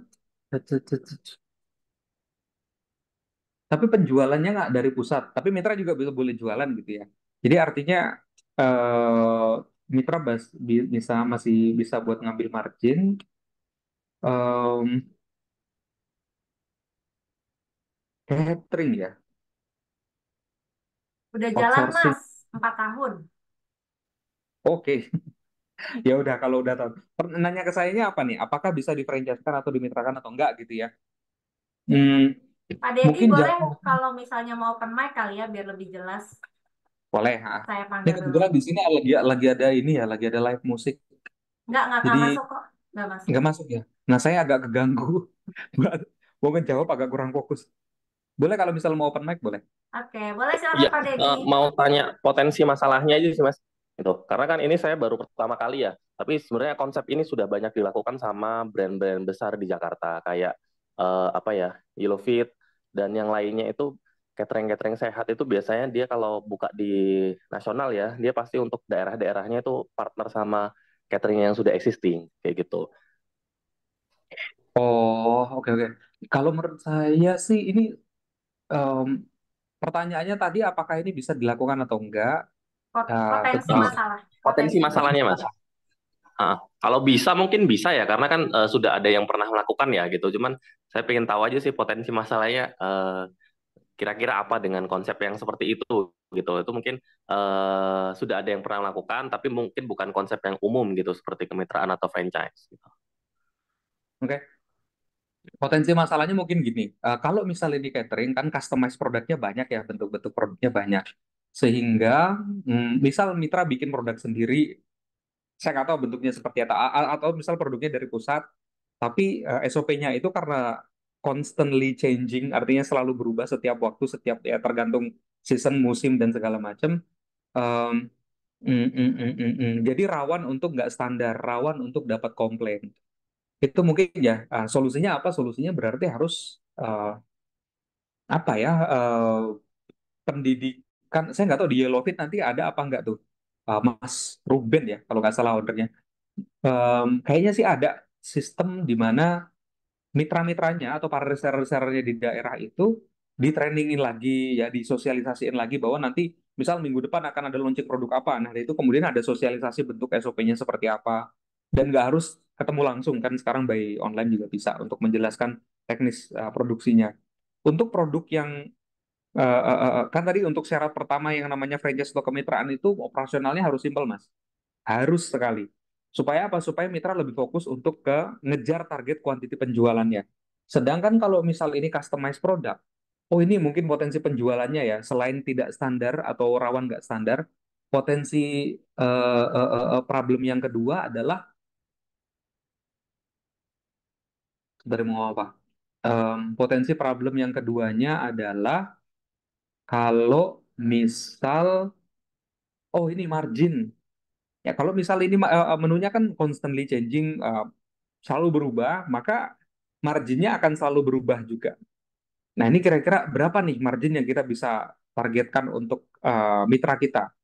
Kalau misal marginnya bisa di 50 persenan up, gitu ya, 50% ke atas berarti sisanya HPP, itu kalau menurut saya sih bagus. Cuma kalau misal catering-catering yang nggak menyasar segmen yang nggak sensitif harga gitu ya, itu sih bisa untuk bertahan. Tapi untuk apa namanya, untuk segmen catering yang harganya apa ya, nyasar segmennya yang price sensitif, itu kalau menurut saya sih agak sulit. Hmm. Jadi problem pertama adalah tentang standarisasi, problem kedua adalah tentang potensinya mungkin margin, margin yang selalu berubah. Problem yang ketiga adalah, oh ini SKU-nya banyak. Ya, SKU yang banyak artinya akan menyulitkan operasional. Ya, kalau misal kita jualan roti, ya udah rotinya itu lagi kayak roti O atau baker oat gitu ya. Jadi kita fokusnya ke kuantiti penjualan, repetitif terus menerus sehingga setiap dengan berjalannya waktu entah itu karyawan atau mitra itu semakin mahir, semakin baguslah produknya harusnya ya kalau misal mereka ada evaluasi-evaluasi. Tapi kalau misal ini selalu berubah SKU-nya, selalu berubah produknya, otomatis hmm, yang namanya nanti standarisasi produk itu akan sulit untuk tercapai. Solusinya apa? Solusinya berarti harus ada mitra level chef atau karyawannya mitra yang level chef yang memang dia ditarget untuk pertama kualitas bahannya, yang kedua adalah efisiensi pemakaian bahan baku, jadi marginnya bisa kekejar, yang ketiga adalah ngatur timnya, gitu ya. Yang keempat, jumlah kuantitasnya. Itu mungkin ya potensi-potensi problemnya dan solusinya. Solusi, saya mohon maaf, nggak belum pernah dapat klien catering ya. Selama ini kliennya yang pengen buka cabang banyak doang. Jadi untuk kasus seperti ini mungkin masih baru untuk saya. Semoga menjawab ya Pak ya. Oke, kita lanjut lagi Coach Agung dari Kamelzi Sagita. Kalau udah kadaluarsa, hakinya apa bisa diambil orang lain, Coach Agung? Hmm, Jawabannya sih bisa, tentu. Ya, yang namanya kadaluarsa artinya udah nggak kita miliki lagi ya. Kalau saya sarankan, kalau misal udah kadaluarsa ya diperpanjang. Sama kayak STNK motor ya diperpanjang aja. Gitu. Oke, sip. Lanjut lagi dari Kak Rahmat Kebumen. Bagaimana membuat tim reseller untuk usaha yang total marginnya di bawah 40%, Coach Agung? Total margin di mitranya di bawah 40%. Hmm, Sebenarnya kalau total margin di bawah 40% ya, kalau operasionalnya sangat simpel sehingga cost karyawannya itu di 10%-an, nggak apa-apa, ya, silakan. Margin itu baru indikator pertama. Indikator yang paling akhir itu adalah EBITDA-nya. Kalau misal dengan margin 40%, EBITDA-nya masih di atas 20%, go, silakan, nggak apa-apa. Tapi kalau dengan margin 40% ternyata profitnya cuma 10%, ya jangan dulu. Artinya nanti mitranya malah kerja bakti. Ada tuh beberapa brand kemitraan, ya ada namanya, ini saya nggak bisa sebutin mereknya. Ya, kadang-kadang mitranya itu nggak dikasih margin sama sekali, cuma disuruh jualan bahan doang. Ada yang kasusnya seperti itu, dan ini sangat kejam sekali kalau menurut saya. Ya, makanya hati-hati nih buat teman-teman ya, kalau misal pengen sustain bisnisnya, marginnya harus diperhatikan. Gitu, supaya margin untuk mitra, keuntungan untuk mitra ya, profitnya nanti masih ya, sangat cukup lah, sangat memadai. Gitu. Semoga Oh, menjawab. oke, sip. Menarik banget nih Coach Agung. Lanjut ya dari Kak Ikhwan. Kak, kalau udah daftar haki, kena pajaknya bagaimana ya? Yang namanya bayar hak, yang namanya daftar haki itu udah pasti bayar pajak. Ya, yang namanya mendaftarkan merek artinya kita menyetorkan dana kita ke kas negara gitu ya. Udah, itu sampai situ aja. Apakah nanti bayar PB satunya, apakah nanti bayar PPh satunya dan lain-lain gitu ya. Itu adalah hal yang terpisah. Jadi bedain dulu pajak bisnis dengan pajak merek. Pajak merek itu sekali doang. Dah, nanti diperpanjang setiap 10 tahun. Tapi kalau yang namanya pajak bisnis, yaitu setiap waktu, setiap bulan pasti ada. Atau malah PB1, setiap ada transaksi, ada pajaknya di situ. Jadi, nggak ada hubungan antara pajak, apa namanya, haki yang kita setorkan ke negara dengan pajak bisnis kita gitu. Bisa kasusnya misal Anda udah bayar pajak haki gitu ya. Hakinya udah terdaftar, udah bayar, udah setor, alhamdulillah udah approve. Tapi Anda nggak nyetor-nyetor pajak PT-nya, itu ada juga kasusnya seperti itu. Gitu. Apakah itu dosa? Enggak, tapi melanggar hukum gitu ya. Semoga menjawab. Oke, lanjut Coach dari Kak Fardan Abid. Coach, biaya sewa ruko itu dibebankan ke franchisee atau franchiser? Terus kalau sewanya per tahun, nanti tahun berikutnya bagaimana? Tergantung ini aktif atau pasif. Kalau aktif, udah jelas ini dibebankan kepada franchisee-nya. Tapi kalau ini franchisor, sorry, kalau ini misal mitra pasif, artinya outletnya dikelola sama kita, mitra hanya sebagai pemodal, berarti biaya sewa itu udah harus termasuk di paket kemitraannya ketika investasi di awal.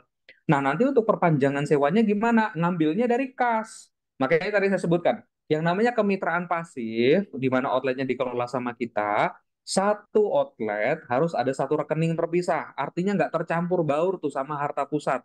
Sehingga nanti kita tahu, oh ini harta outlet A misal ya, ini berapa rupiah? Ya, berapa rupiah yang kemudian kita bisa pakai gitu ya kira-kira ya. Semoga menjawab.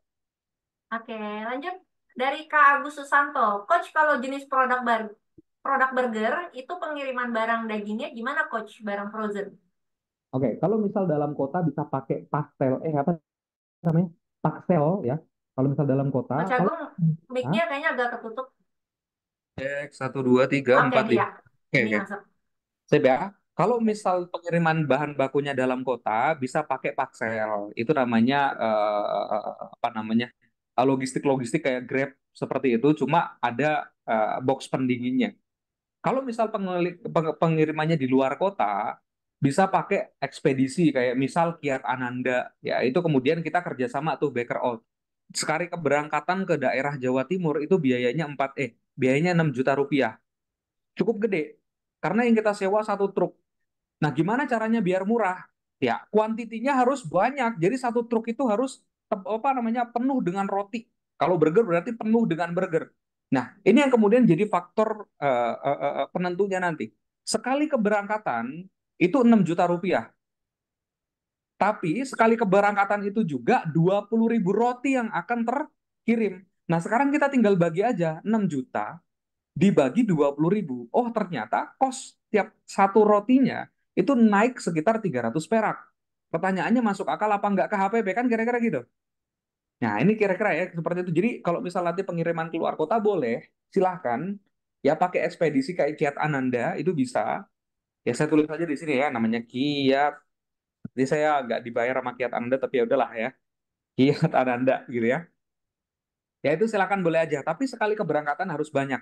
Makanya yang namanya ekspedisi atau pengiriman keluar kota, outletnya harus banyak. Ya kayak kita mau buka di Samarinda gitu ya, itu minimal harus 10 outlet, nggak bisa cuma dua.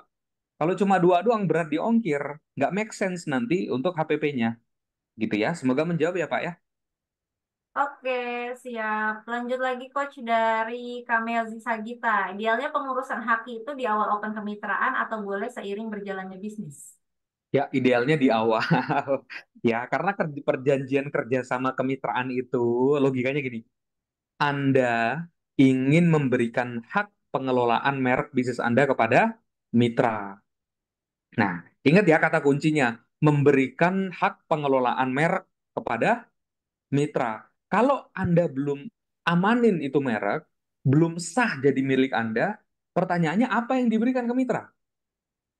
Nah, gitu ya. Jadi idealnya sih dari awal haki itu harus udah diamanin. Tapi ada juga kadang-kadang bisnis kan soal timing ya. Wah, ini udah ada banyak nih yang minta kemitraan nih. Sayang kalau ditolak. Oh ya udah silakan buka berapa? 10 outlet. Nah, 10 tuh blok blok blok. Hakinya gimana? Oh ya udah bulan ini daftarin deh. Ya udah silakan. Ya kadang-kadang bisnis adalah soal timing. Kalau misal ditunda-tunda kadang nggak dapat. Ya sudah, paralel aja kalau gitu. Sambil buka kemitraan, sambil hakinya didaftarin gitu. Gitu ya. Semoga menjawab. Oke, menarik banget Coach Agung. Baik, karena baru saya mau tutup, langsung ada pertanyaan lanjutan terakhir ya. Terakhir. Saya udah ngantuk. Dari terakhir ya, dari Kak Ikhwan. Ada pelanggan saya ingin bermitra dengan saya, tapi saya masih belum tahu caranya, takut salah. Jadi saya tolak karena belum adanya ilmu. Mohon Oke. bimbingannya Pak, saya mau belajar serius soal kemitraan dan franchise. Baik, baik Pak Iwan, boleh sekali kita ketemu langsung atau curi-curi konsultasi juga boleh kan workshop masih 2 minggu lagi ya masih di Surabaya 2 minggu lagi. Tapi kalau misal mau Zoom dulu, mau private dulu itu boleh-boleh aja. Ini berlaku untuk semuanya, artinya teman-teman peserta workshop itu saya perbolehkan. Boleh silakan kalau mau konsul dulu, ngobrol dulu sebelum ikutan workshop. Jadi nyuri-nyuri dulu nih, nggak masalah. Ya nyuri-nyuri waktu nggak masalah. Selama saya bisa bantu, saya bantu. Kalau misal mau dokumen contoh untuk SPK-nya, ya kontraknya atau finansial modelnya mau disusun dari sekarang, boleh sekali. Jadi nanti ketika workshop tinggal ngulang materi, boleh.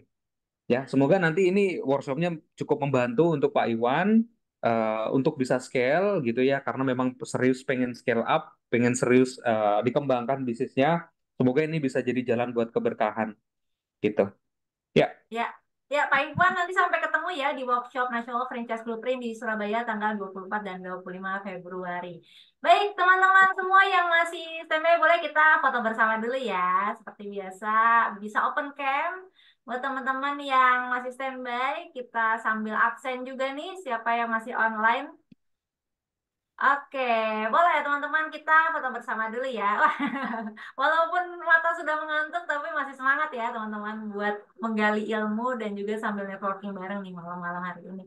Kita sama dulu ada Pak Taufik, ada Pak Kebab Goceng, ada Pak Dino juga, Pak Rahmat Kebumen, dan Bu Melzi Zagita. Oke, Kak Cagung boleh kita ada gaya yang mau di request nih buat foto bersama malam gaya hari ini. andalannya seperti ini, karena ini franchise, jadi teman-teman harus berbisnis dengan sepenuh hati, supaya mitra-mitranya nanti berbisnisnya juga sepenuh hati. Jadi lambangnya seperti ini. Jadi ini lambang cuan, tapi lambang hati juga ya. Jadi boleh ya dibantu ya, seperti ini. Silakan. Oke, boleh sambil kita sapa yang baru bergabung ada Kak Ika dan Kak Didit. Boleh admin dibantu ya untuk foto bersama. Saya hitung, 1, 2, 3.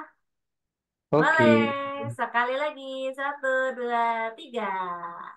Oke, baik. Terima kasih banyak untuk teman-teman semua yang sudah foto bersama pada malam hari ini. Dan mungkin yang belum sempat untuk open cam, makasih juga masih standby pada malam hari ini. Dan juga untuk untuk teman-teman semua yang mau belajar lebih lanjut nih terkait gimana caranya membangun bisnis franchise ataupun kemitraan yang sustainable, yang long term untuk jangka panjang, bukan cuman bertahan 1-2 bulan, itu bisa ikutan langsung workshop National Franchise Blueprint kita yang terakhir, yang terdekat dan juga yang terakhir di Surabaya pada tanggal 24 dan 25 Februari 2024. Nanti akan ada banyak banget benefit yang teman-teman bisa dapatkan, mulai dari dokumen-dokumen contoh, semua akan dibagikan kepada teman-teman. Jadi ketika menyusun sistemnya itu nggak bingung untuk gimana referensi dan lain-lain. Itu nanti bisa langsung dapat template-nya juga, editable. Terus juga teman-teman akan bisa konsultasi langsung ya dengan Coach Agung, dan ini fasilitasnya berlaku sebelum sebelum maupun sesudah workshop. Jadi teman-teman nanti kalau misalnya setelah workshop menemukan masalah di bisnisnya, aduh ini gimana ya solusinya dan lain-lain, itu bisa langsung kontak aja ke Coach Agung, nanti bisa konsultasi langsung. Dan bisa konsultasi secara online maupun offline ya Coach Agung. Karena kemarin banyak juga teman-teman alumni dari workshop Franchise Blueprint yang mau konsultasi langsung nih dengan Coach Agung, nyamperin ya ke kantor dan lain sebagainya. Buat teman-teman yang tertarik bisa langsung kontak ke admin kita di WhatsApp di 0812 9995 4574. Saya Tia dan juga pemateri kita hari ini Coach Agung pamit undur diri terlebih dahulu. Terima kasih banyak untuk teman-teman semuanya yang sudah ikutan ospek obrolan santai pengusaha kuliner pada malam hari ini. Buat teman-teman yang mau ikutan sharing juga nih terkait expertise-nya atau terkait pengalamannya dalam berbisnis kuliner, boleh banget kontak ke admin kita juga untuk jadi narasumber di ospek-ospek selanjutnya. Baik, saya Tia pamit undur diri. Wassalamualaikum warahmatullahi wabarakatuh. Bye-bye semuanya. Waalaikumsalam warahmatullahi wabarakatuh.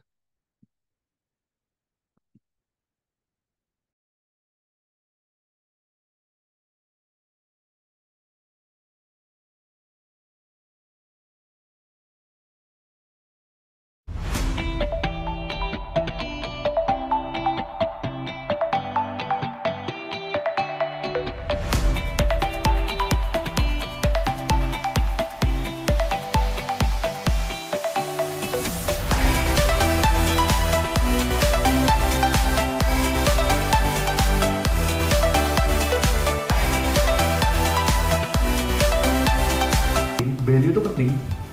Konten produk lebih enak, lebih nyaman, lebih halal, lebih higienis, itu penting, tetap. Ya karena itu rumus awal dulu sebelum nanti orang mau beli dan balik lagi. Tapi faktor C jangan dilupakan, faktor komunikasi, publikasi, engagement, ya, bayar influencer, bikin campaign yang menarik, launching produk baru.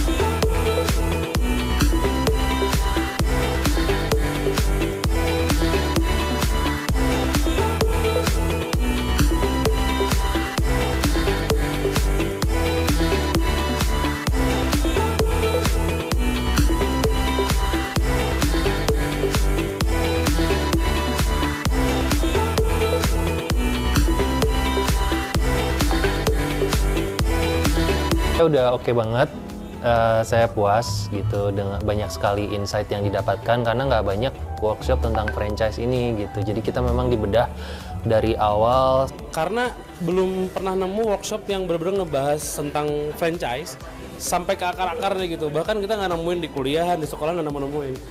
Kayaknya baru deh nyobain workshop yang dia ngebahas franchise detail banget gitu. kita paham materinya itu lebih mudah. Pematerinya juga sangat kompeten ya, jadi tempatnya juga ini fasilitasnya enak, nyaman gitu. Jadi kita juga mengikuti workshopnya tuh enak lah, senang banget. Terus ini kerennya juga setelah workshop itu nggak selesai sampai di sini aja dan masih terus dibimbing. Lebih intimate dan lebih lebih enak aja untuk interaksi dan kita bisa lebih dalam untuk bahas problem solving. Kita diajarkan benar-benar dari awal, lalu semua strateginya, dan juga beliau tentunya tidak pelit ilmu ya, jadi bisa langsung diterapkan dengan bisnis masing-masing, bukan hanya di F&B juga, banyak juga di sini peserta-peserta. Cara bagaimana kita membangun usaha untuk lebih banyak berkembang. Franchise Blueprint, cuan sukses!